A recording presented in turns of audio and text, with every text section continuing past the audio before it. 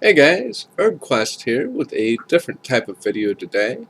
I've been playing Deadman Mode since Permanent Deadman, and I've played every single seasonal and participated in every single tournament since.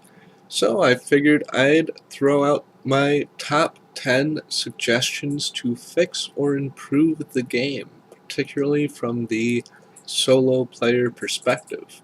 Hope you all enjoy.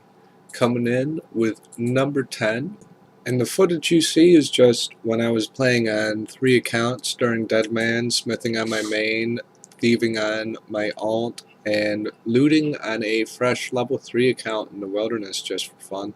The restriction of the use of alt accounts. I think it'd be an interesting tournament or a season if each participant only had their one account to use for the entire tournament. And I say this because I know one sort of problem or strategy from some people's perspective is getting a whole bunch of accounts ranked to prevent others from getting ranked. And I feel that the restriction of alt accounts or only having one email address or one credit card per account, for instance, would be a good way to monitor that, and it'll allow more legitimate participants to play, because every time at the final hour they say the last guy won out of 2,000, when that's simply just not the case. There are not 2,000 participants in the final hour. It's more like 800, and of those 800, only around half of those, if that, stand a legitimate chance. So I think it'd be really cool to have 2,000 participants that are all legitimate participants. I mean, I know sure some of them might drop out during the week and we might end up with 1,900 or something, but even if we get over 1,500 real participants that are competing with the same odds as everyone else, I think that would make for a very exciting tournament. And at number 9 on the list, we have the idea of switching the length of the Deadman season and the Deadman tournament. I think it'd be interesting if the seasonal was 1 week long, because it usually dies out after the first week anyway, making it so that you have 1 week to qualify, and then following that, the 3 months later, will be a 1 month long Deadman tournament. And I think with all legitimate participants, this gives everyone a fair shot to get everything they need to the final hour, and then it's just intense battles from there. And at number 8 on the list, we have an idea kind of against Clanman mode a little bit, and that is making it so that skills give more of an XP bonus, or have more of an XP bonus than combat stats. I think this would make it so that people who get fed have less of an advantage, or less severe of an advantage, because I know a lot of times people will just feed one clan member all their herbs and another guy all their logs or X amount of resources, so that one person in the clan has a specific duty. And I think this would give more of an advantage to solo players if certain stats were like 20x instead of just 10x, like herb lore for instance, or even mining for amethyst.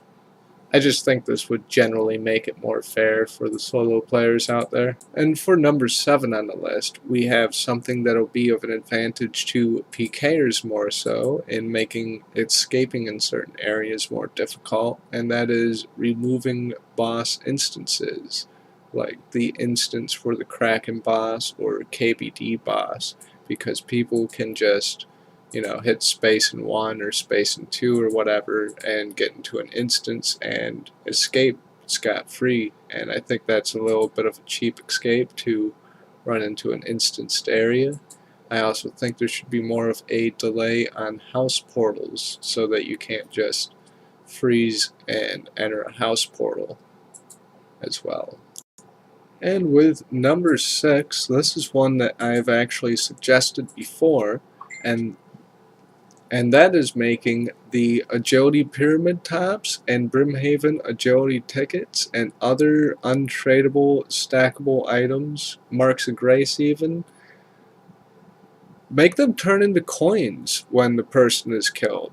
I don't think it'd be fair to make them tradable, because then you'd have issues with clans transferring the items over to other accounts to well, not necessarily mule, but safely convert them, or you could even farm agility XP. But if they were to just turn coins on death for even like the value of 1k each, then that would add some risk to those types of activities where you gather those items. Halfway through the top 10, let's start talking about some more important and controversial types of suggestions. The end of swapping. Now, I know a lot of people won't like that idea, because it brings a lot of life to Deadman Mode. It really does. However, it's not entirely fair, and it kind of supports real world trade to some degree, because somebody could potentially buy $200 worth of bonds and sell those and have a $50 buy-in to secure whatever amount of GP they can get with that via swapping for the tournament. For seasonals, I don't see it as so big of an issue, because it does bring life to the season. However, for a competitive tournament, a competitive professional gaming tournament, I don't think that people should be getting help from outside the game, outside the actual Deadman servers. I don't think any of that should benefit them. I don't think their real-world wealth should benefit them. I think it should be solely based on the participants' experience of the game and how they're able to play the game, rather than other non-game factors. Because right now it just seems like it's the rich getting richer. If you have the money to get the buy-in, you have more of a shot at earning more money. With number 4, we have another slightly controversial one, and that is multi-balancing. I came up with this suggestion before because I've gotten one hit by a clan several times during the tournament, several different tournaments, just getting straight piled by a dozen plus different people. And I think a good way to combat this without affecting the multi-PK scene of Deadman too much, because there is skill in multi-PKing and they have their whole thing with that, but I think that only the hit splats that are shown should be taken an effect to your damage. So if you're hit with by a dozen people and it hits a 0, a 15, a 0, and a 20, it should only deal you 35 damage, even though you're being hit by all those other people. Because otherwise, you're just going to get straight one hit no matter what. However, if you're only getting hit 4 times a tick instead of a dozen times, you have more of a fair chance of tanking it out, maybe even fighting one of them a little bit, and it makes it more strategic for the multi-way battles, because they can't all just pile one person to take them out and have a pure numbers game. Because right now, if you have the numbers, you have the win, it seems, which is why JJX has been trying to split up the clans as much as possible with the different final areas and whatnot. I think adding this mechanic would help with that sort of aim. And with suggestion number 3, we have the idea of adding artificial resources to the Grand Exchange. This would be items that are in the Grand Exchange for a set price that there are an infinite amount of. This would combat merching, because going back to the swapping thing, if somebody has 90% of the wealth in game because they just do, They just got lucky to get that 90% of the wealth. They can then start flipping, and literally one person can control the entire economy of a certain portion of the game and make prayer potions jump up to 20k each when they shouldn't be worth that much because they're just price manipulating. And it's more than just flipping, it's straight market manipulation at some point. And I think if there were artificial items in the Grand Exchange to systematically prevent that, so that people wouldn't be able to sell certain things over a certain amount, they'd have to be forced to sell them for a reasonable amount if they wanted to sell them. I think that would make things more fair in that regard, in terms of wealth hoarders and things of that nature. And I don't think this would entirely remove flipping from the game of Deadman, but I don't think flipping should be entirely removed either, because again, it is part of the game, which is why I wouldn't suggest making it so that you can't sell something after buying it or some weird mechanic like that. I think it'd be better just to have artificial items in the GE for a set price, like prayer potions for 15k each isn't too unreasonable, because people can still flip them for between 8k and 12k all day long and still make their profits from flipping. If that's how they enjoy to play the game and that's their strategy, is to flip, they can still do that. But this is just without having them completely control the whole economy of whatever they're flipping while doing so. It would also be a pretty good gold sink too. And with number 2 on the list is balancing for multi-way combat attacks, such as chins and bursting and barraging. Now this is in terms of the XP you get for this. This isn't making multi-way spells single spells. You can still do tons of damage to a lot of people with an ice barrage. However, you would only get XP for the target. Now this would make it so that people can't just have their clan protect them or guard them in a multi-area while their members burst down on the skeleton monkeys or something of that nature and get, I don't even know how much XP per hour bursting in Deadman mode is, but it's ridiculous. I think given the XP rates that we have in the game, that throwing chins or bursting NPCs or even players, you should only get XP for the target. Like if you deal a 30 on the one that you clicked on, even though you do 12 other 30s, you should only get the XP for that 130.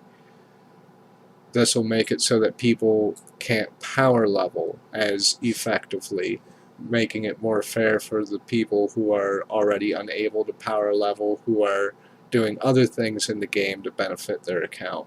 I think power leveling is so overpowered with chins and bursting that it needs a bit of a nerf.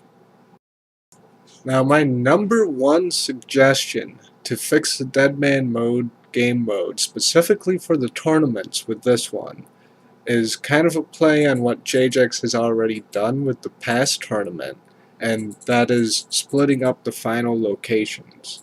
I think there should be more final locations. Instead of just 2 different multi-way spots, I think that every single multi-way spot in free-to-play ought to serve as a final location in and of itself. The End Forest, Anakarl, North of Valley, Barbarian Village, and all those other places too. Alcarid, have one spot be the palace, have another spot be the Shanty Pass. Spread it out. Diversify people, send people all over the place.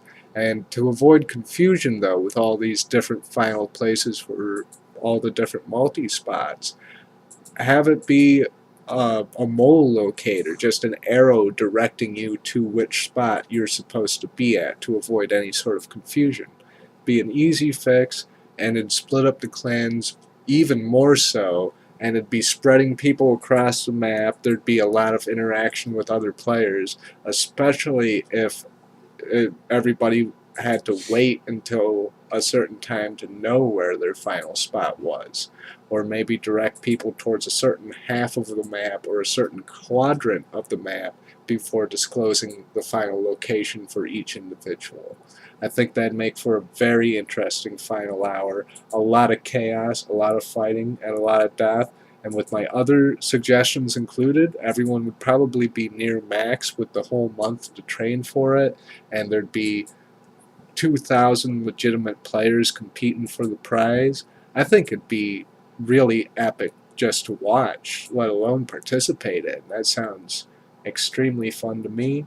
Let me know what you guys think of these top 10 suggestions, and if you think even one of these suggestions are good, share this video, get this out there, and maybe we can implement these changes into the game as a community. But that wraps up my top 10 suggestions to fix/enhance Deadman Mode. I'll see you soon with some more Deadman seasonal content. I'm making some gains right now as we speak. I'm going with the range tank build. And I'll see you guys next time. Probably tomorrow with a new Deadman video. Peace.